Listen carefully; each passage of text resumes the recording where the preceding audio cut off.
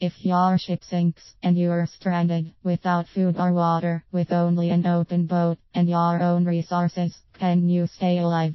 Sure.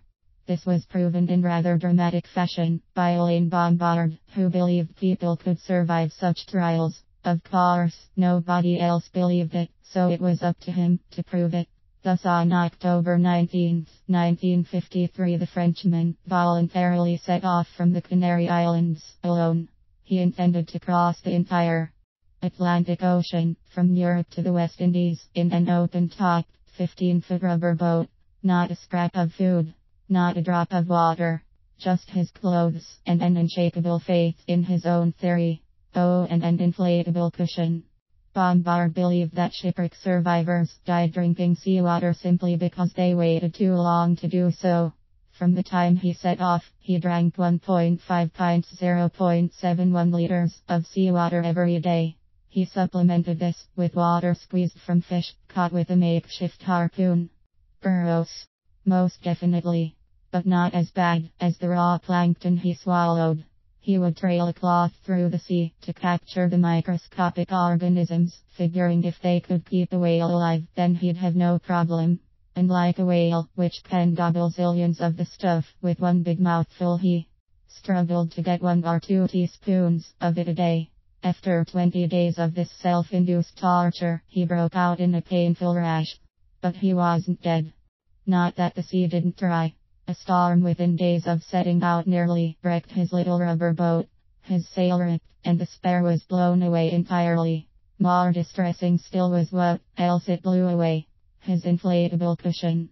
Knowing he could live without food and water, but not without a comfortable posterior, Bombard secured his craft with a sea anchor and jumped overboard after it. Mistake. While he was diving, he discovered to his horror that the sea anchor was not working. This parachute-like device was tied to the boat and left to drag in the ocean, thus keeping the craft nearby. Without it, the current was sweeping the boat hopelessly out of reach. Luckily, the sea anchor fixed itself. It had been caught in its own mooring line and he was able to haul himself back aboard. Strangely, whether he retrieved the cushion or not was never revealed. Weeks passed, but Elaine Bombard did not die.